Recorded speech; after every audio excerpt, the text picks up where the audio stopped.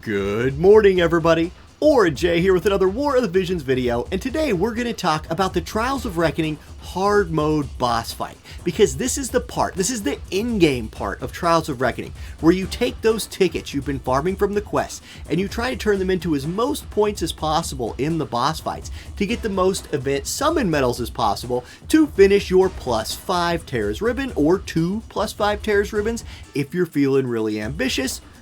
More points you can score, the better, and if you can score a lot of points on auto, life will be easy for you. So we're going to talk about team building. I'm going to show you my water slashing team on auto in this video, show you kind of what I'm focusing on, hope to get you in the mindset, right? I'm going to do another video on this where I do a light team and a fire team, because I think they can both do it as well. But let's start with team building and how you should think about team building in my opinion. Okay, first of all, you have 3 different bonus sets: extra large 117%, large 112, and medium 107. There is also small 102.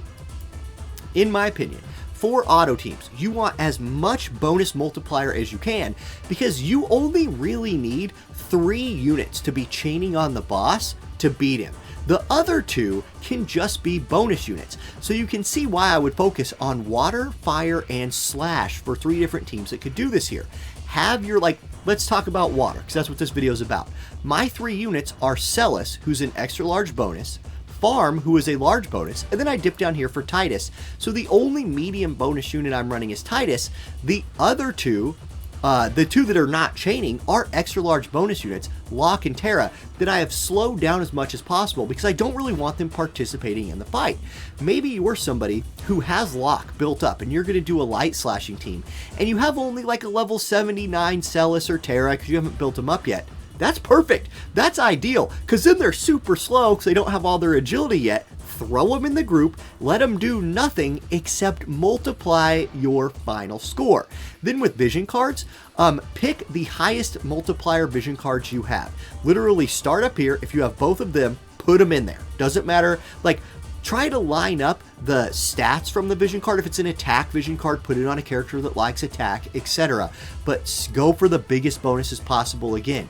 You only have 3 to pick from the XL and large categories, and then there's a whole bunch from the medium category. So try not to have to dip down into the small bonus category, and definitely don't dip down, in my opinion, into the no bonus vision cards if you can help it. So bigger multiplier, the better. That's how I'm thinking about it. Now, the other tip I want to show here is unit placement, because I'm going to put a graphic on the screen here. It would have just been too easy, I guess, if they would have let, unit 1 be on the far left and unit 5 be on the far right. Instead, we get this, what you see, where 1, 2, 3 are kind of lined up in the back, with 1 being directly behind the rocks. 4 is on the far left, 5 is on the far right. When you're building an auto team that's going to repeat the fight over and over again, you obviously can't do initial placement.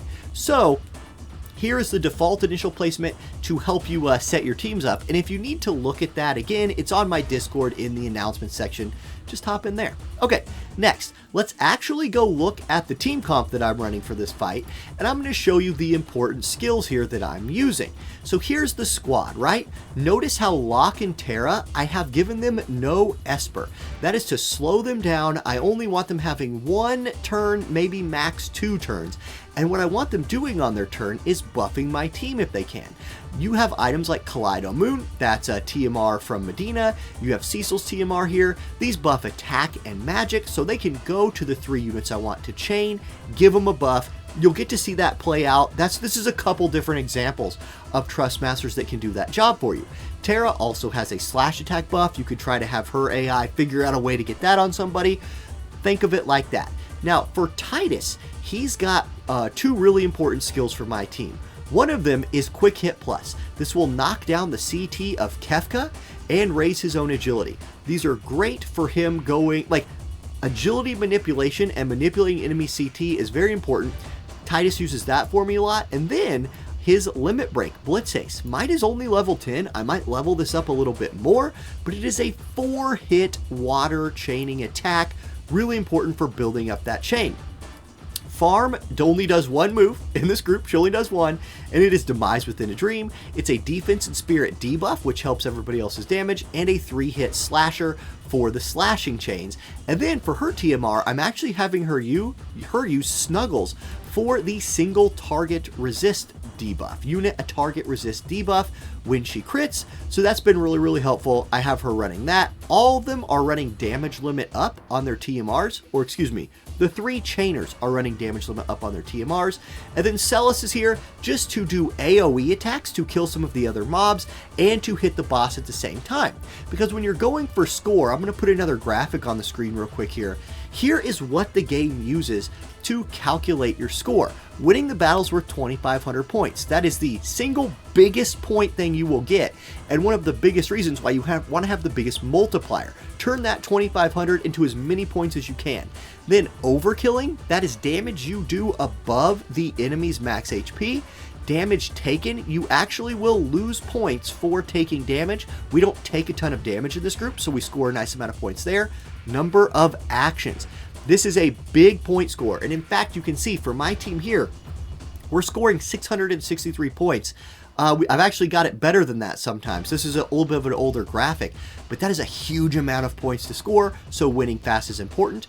Then anytime you hit an elemental resist weakness or an attack type resist weakness, you will score points. That is nice for my team, but the other focus for my team is chaining. You can see the longest chain and longest elemental chain, both are 393. That is a water slashing chain on the boss. I purposefully do not let Terra or Locke touch the boss because either one of them would break the elemental chain. So my focus here is kill the boss fast and do a big slashing water chain on him. And there you go. You ready? Let's watch this thing play out. Let's watch this thing play out. I'm going to turn initial placement off. We're going to go in here on auto and beat this guy down. In fact, as soon as we load in, I'll put it on full screen so you don't have to look at this anymore. Let's just watch the game play out in all of its glory here, and I'll kind of walk you through what's happening. So first up, Pharm. She starts there and goes Sneaky Snuggles. If you don't have that, any TMR buff that would help her do damage is great. She only needs to do attacks twice. Celes steps up and kills those 2 mobs. Both of them are weak to slashing, so we do score points from this. There's Locke buffing my team, there's Terra buffing my team. Both staying far back, not touching the boss. There's the first Demise Within a Dream, debuffs his defense, spirit, and unit attack resist. Tidus will then knock his CT back down almost near 0. Celes will step up, hit the boss, and hit the archer next to him. That's 2 attack type resist weakness hits, an elemental resist hit, and it's building the chain. Locke will now go kill that mob. That's more points for us. Tidus, this is the crucial part for my team, is Tidus does this 4-hit limit break right here that takes him almost to dead, and then Pharm finishes him off with Dream Within a Dream to do a huge overkill. Almost all of the damage she did with that 3-hit attack, first of all, it was capped out damage. It was max damage, and it was almost all over his max HP. So on this run right here, we scored 16,173 points. And it didn't even take that long, right? Number of action used, we got 663 points. This was a very, very good run, and this team can pull this off every single time. Terra only took 1 action. She only took 1 action, so that helps my score. Locke only took 2 actions. One of them was to buff, which helped my units set up their chain. The other one, he hit a mob that was weak to slash and killed him for more points. One thing we're not scoring points on in this run is killing those cactars, because those are worth some points, and maybe in the other team comps, it's something you might want to focus on, but I think that's more of a manual focus. So there you go. That's my water chaining team. It's all about Tidus, Celes, and Pharm smacking that boss down. And there it is, guys. I hope that was helpful for you. I hope kind of the way I thought about it was helpful. I don't know what units you have, but that's what units I have, and that's how I'm doing it. Look forward to the Fire and Light video. I'll probably combine both of those team comps into one. And if you want to see the graphic I was using for initial placement, like I said, it is over on my Discord. Happy farming, everybody. I'll catch you next time. Peace.